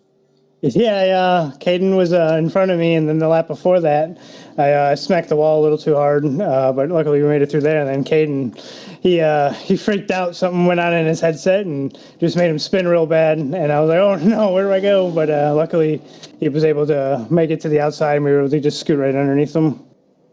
Yeah, you ain't kidding. If that was a little bit closer, that could have been disastrous for you there. But Kyle, I mean, what a performance, what a dominating performance. Once you took the lead, you did not look back. And I mean, you just checked out on the competition. Only 3 cars finishing on the lead lap, yourself, Sanders, and Wortman. What does this do for the confidence moving forward throughout the remainder of the season? Definitely puts a confidence into the road course area. This is probably one of the more difficult tracks to drive on the road course side for these things. And since we're able to kind of pull away from there, and I don't know what happened to Kenny, but I think we might have had a good battle, me and him, but definitely lets me know that I can keep up with him. Definitely nice to bring home the win here at my home track. I live about 40 minutes from here, so it's pretty awesome. Yeah, unfortunately, Kenny Capola there, he had a little bit of kamikaze action going on the racetrack and just made a mistake. Unfortunate exit from the race, but it's all about you tonight, Kyle Holden. I mean, you're the winner tonight. I mean, celebrate. Speaking of that, who do you want to thank? Who helps you get it done on this team? Huge thanks to Kenny Capal. I mean, he sets in and he just makes them bad fast. I don't know how he does it every week, and he just puts all his time into it. And thanks to him for doing that. And then huge thanks to Team Watson Racing, simsearch.com. Get over there for all your sim search needs. And then Martin Sports, Straight Arrow, and Mainsail. Just thanks for being sponsored on the car. There he is, ladies and gentlemen. The man with the plan from Chicago, Kyle Holden, had the hot car virtually the entire race as he puts everyone a lap down except for the top 3. You're all going to hear from him. Your winner one more time in the TRD Toyota, the 59 of Kyle Holden. Tony Trapasso, back to you. Kyle, real quick, how much does it mean to win your home track? Can you say that again? How much does it mean to win at your home track? Oh, it means a lot. I was putting a lot of laps in here this week just to make sure I can get it down and just not get myself into wall and, put myself out of this thing. But it definitely means a lot. I wasn't able to actually go to the actual race, but watching it on TV, it looked like a lot of fun. And I just had a lot of fun putting practice in. And this means a lot to me to win here. Congratulations, Kyle. Appreciate it. And joining me now is the man who came runner-up to him. Still a strong performance out of Kyle's burning him down. There is our second place finisher now. Barry Sanders Jr., all things considered, you keep saying you're not a road course ringer, but you brought one home tonight up on the podium. Yeah, we've been putting in a lot of work for road course wise anyway. So put in a lot of work at Sonoma, put in a lot of work here. Still not as fast as Kenny and Kyle, but I just couldn't figure out the extra second they were getting. So we'll settle for second though. It's a lot better than what I've ran in the past on road courses. So I've spent a lot more time trying to figure out the track and how to basically enter turns. I still haven't got that down completely right, and trying to find a little bit of an exit speed at the same time. So it's a work in progress. So to have 2 second place finishes at back-to-back road courses or street course is really good in my book. Absolutely. But Barry, I'll give you the secret, especially to hear. We've spoken to both the big leagues that Matt and I have been able to broadcast. The setup masters have told us it's all about the rear brake bias and getting as much back there to get the car to start to initiate the turn. I played with it a little bit, and I went back a couple of clicks on a couple of laps, and I just get too loose under braking. So I just went back on it and just tried to ride it out. Kyle was already 17, 18 seconds ahead of me anyway, so I was just like, well, I might as well do what I'm comfortable with right now. So didn't want to wreck it. I'd already beat the walls down there. I've seen the Xfinity sign way too many times up close, that's for sure. Well, Barry, I mean, congratulations on back-to-back podiums here on road courses. Moving into next week, we go back to the oval side of things. What are your thoughts going into next week? Well, we had a really good run at Atlanta back in the spring. Had a really good run going, and we had the big one with about on the last lap, if I'm not mistaken. We had the big one on the last lap and got caught up in it. So I like restrictor plate racing. It's fun as long as you don't get caught up in a wreck. So as long as we can keep our nose clean and keep it up front, I think we'll be all right. So need to get a win. Definitely need to get a win. Make sure we get ourselves locked in. We've got the points, but we're on that line of I think we got 13 winners right now. So we got to make sure we lock ourselves in. So we definitely need to get a win. All right, Barry, who helps you get it done on that RS button boxes Chevy? RS button boxes for sure. Got to thank Richie for everything he does for the league. He's sponsor of this race. So big shout out to Richie and RS button boxes and everything he does for the league. Got to give shout outs to our team sponsors, All About Sheet Metal, Green River Tire, J. Crawford Builders, all been on board with us all season long, so big shout out to them. Been running Kenny stuff, so big shout out to Kenny and Team Watson Racing for putting that setup together. I really, really enjoyed running this track. I just wish I could have found a little bit more time, but huge shout out to him. I don't know what happened to him at the beginning of the race, but he kind of sucked. Both front suspension arms off the car in two consecutive corners. Okay, I got you. I never did know what happened. So, but I mean, it's nice to have some speed, run up front, and get some podium finishes under their banner. So, definitely big shout out to my team, Bad Boy Racing, all the guys that put in the work on our team and share notes and things like that about how to run these tracks. So. And of course, big shout out to Sim Racing Media as always. Love going back and watching the broadcasts, and I know my family enjoys watching you and Matt as well. So big shout out to you all. All right, the pride of Lexington, Kentucky. Congratulations, Barry. With best of luck to you next week in Hotlanta. All right, buddy. Tony, I just want to throw in there the not so road course racer just might be a wheelman after all. Hashtag not wrong. Trying to figure it out. That's all I could say. Nice job, brother. Appreciate it, man. And Matt, I believe you've got our third place finisher with you now. Tim Wortman Jr., Matt Tony up in the booth. You got us. Yeah, it's about time. Hey, welcome. Got yourself a podium finish in Chicago, man. First of all, you got to be happy to be on the podium tonight, correct? I am. I think I've told you guys before that last season that I had as many podiums as Kenny had wins.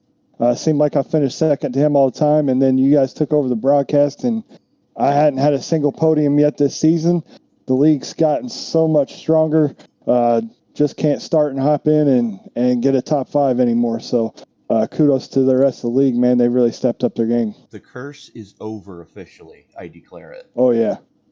Yeah, we're hitting a streak here going into the playoffs. That's what I'm talking about. The kryptonite is gone, and Tim Wortman Jr. is back. First of all, great to finally get to talk to you up here in the booth, Tim. You've been electric at times over the course of this season. Sometimes, or a lot of the times, it's just been luck and things happening on the racetrack. They're just out of your control. But Chicago does you a favor. I mean, and this track is anything but nice. I mean, just talk to us about how much different this racetrack is than any other road course that you race, on the NASCAR circuit.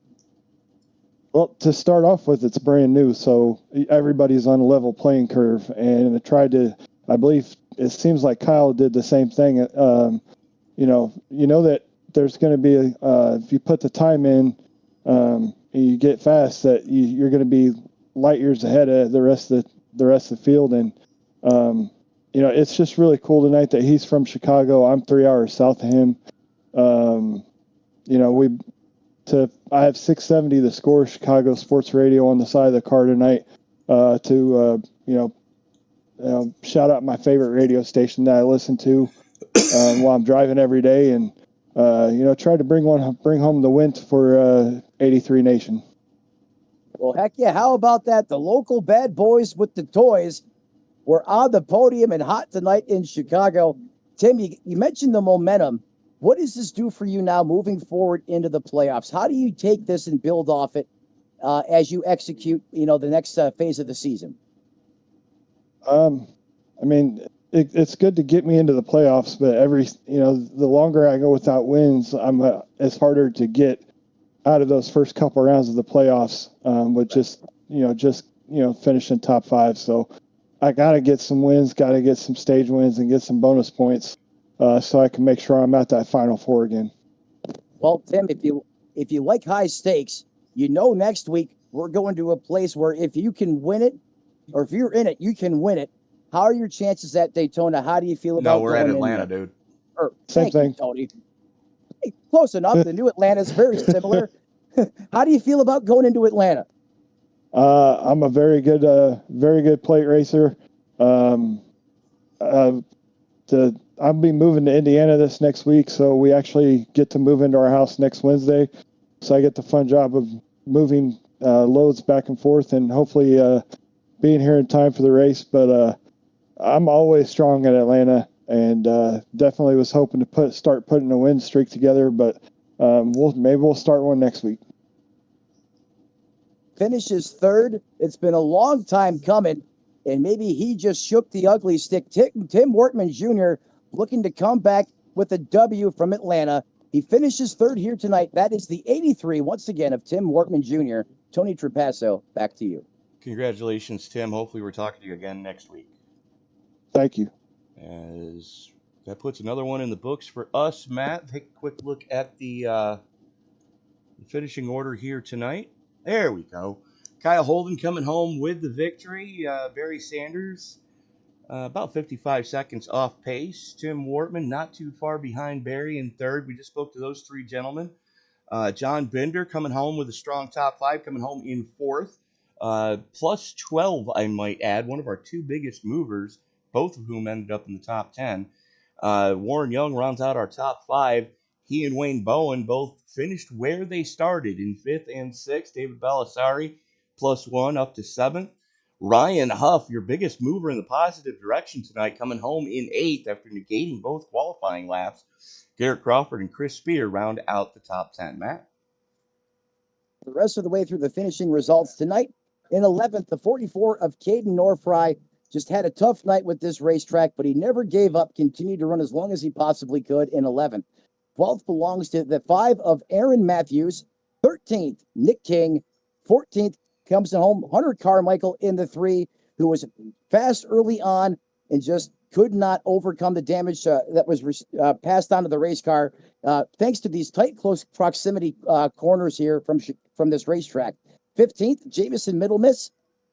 16th position, the 79 of Jane P. Davis. Chris Davis comes home in 17th. 18th belongs to Kenny Capola, probably one of the most shocking incidences of the night. Is everyone expected Kenny Capulla to be a strong force here after his dominating performance from wine country earlier this season? Not the case for the 77 as he comes home 18th. 19th belongs to the 41 of Jordan Schmitz. And rounding out your top 20, the 24 of Nicholas Atwood. 21st, Chris Spear. No. Spear finished 10th. Sorry, I have Spear twice on my screen, ladies and gentlemen. I apologize. It's all right. I had him twice on my screen. We're not showing it because somehow he ended the race twice. We don't know how, but it happened. iRacing glitch. We'll just chalk it up to that. But Matt, best of luck to you tomorrow night as you start the playoffs for the Ghost Cup Series. I know that you're right in the slugfest for that one. Best of luck to you tomorrow night, and I'll be on the call for the season premiere of the Racers Elite Cup Series. That'll be at Vegas tomorrow night, 8:20 Eastern Time start on that one. But he's Matt Medler. I'm Tony Trapasser. Remind you, ladies and gentlemen, that as you walk down the road of life until we get a chance to meet again, do us all a favor. Don't play in traffic. Good night, everybody.